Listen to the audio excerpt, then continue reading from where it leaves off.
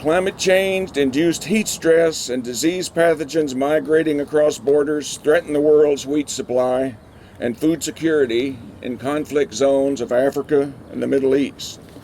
To expand the scope of a global partnership to combat these threats, I'm here today to announce that we've been awarded a new $24 million grant from the Bill and Melinda Gates Foundation.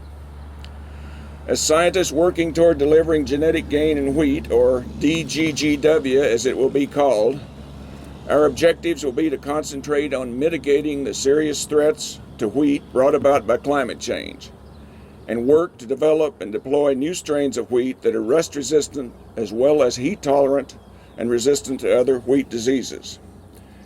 The grant will be managed by international programs at Cornell as it has been in the past. Over the last 8 years, we've been successful in building a global consortium of wheat scientists and farmers. Our efforts have so far prevented the global epidemic of UG99 stem rust that prompted Dr. Borlaug to sound the call for action back in 2005. Since then, we've improved wheat resistance to stem and yellow rust globally and increased global yields. In the new grant, Delivering Genetic Gain in Wheat, we'll use modern tools of comparative genomics and big data to develop and deploy varieties of wheat that incorporate climate resiliency as well as improved disease resistance for smallholder farmers in politically vulnerable regions of Africa, the Middle East, and South Asia. The Delivering Genetic Gain in Wheat grant is built on the successes of the Durable Rust Resistance in Wheat project of the last 8 years. So let's take just a few moments to reflect on the progress we've made over those past years. When Norman Borlaug sounded the alarm on UG99 in East Africa, the world was facing the threat of potential epidemics and ensuing starvation that would occur if the 80% of the world's wheat varieties that were vulnerable to UG99 and its variants succumbed to infection. As wheat breeders, pathologists, and educators, we rose to the occasion to develop new varieties of rust-resistant wheat and deploy them in a timely fashion in rust-prone areas of the world. Major epidemics have not come to pass, and the smaller ones that have occurred have been anticipated and largely contained. The BGRI now engages more than 2,000 scientists from 35 international institutions spread over 23 countries in the global effort to improve wheat. The interdisciplinary and global approach to fighting plant disease has many facets, including human capacity building, pre-breeding, breeding, and seed delivery of resistant varieties, surveillance, monitoring, and understanding the pathogen, improving screening facilities in Kenya and Ethiopia, gender responsiveness, tracking alternate hosts, and advocacy. Since 2005, this community has released 81 varieties of rust-resistant wheat in 11 countries: Afghanistan, Bangladesh, Bhutan, Egypt, Ethiopia, Kenya, India, Iran, Nepal, Pakistan, and Sudan. Stem rust epidemics have been largely contained.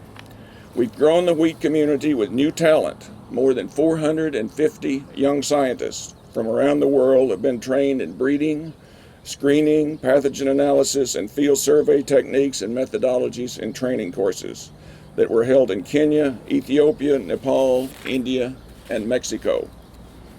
As of 2015, scientists from 37 countries participated in rust surveillance through a globally coordinated online surveillance community,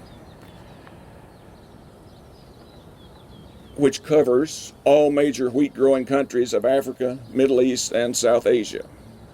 We've improved the capacity of screening nurseries in Ethiopia and Kenya. Since 2006, over 400,000 accessions of bred wheat, durum wheat, and barley from 25 countries have been screened in international screening nurseries in Kenya and Ethiopia. Today, 29 partners from 24 countries screen cereal germplasm in these nurseries. To help improve the gender balance in the wheat research community, we instituted the annual Jeannie Borlaug Globey Women in Triticum, or the WIT, Early Career Award. Since 2010, 34 women researchers from 20 countries have been selected to receive support to participate in the annual BGRI workshop and to receive further education and training here at CIMMYT. As Jeannie mentioned, one of those winners was Maricelis Acevedo, and I too am extremely pleased to tell you that she's going to be joining our team as the Associate Director for Science. As far as advocacy goes, we've received coverage in many of the major newspapers of the world on every continent, built a strong website, Facebook, Twitter communities, created 125 videos for teaching and advocacy purposes. In these videos, the stars are many of you scientists in our partner countries, wheat farmers, and other hunger fighters. This is just some of the good news we have to report since 2008, when the Durable Rust Resistance in Wheat Project was first funded. Our partners in the Durable Rust Resistance in Wheat Project have been the Bill and Melinda Gates Foundation and the Department for International Development of the United Kingdom.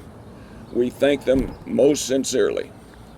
Today, as we celebrate delivering genetic gain in wheat, this third phase of funding, we're optimistic that we'll be able to continue the momentum of the last 8 years and continue our progress over the next 4 years for a more wheat-secure world.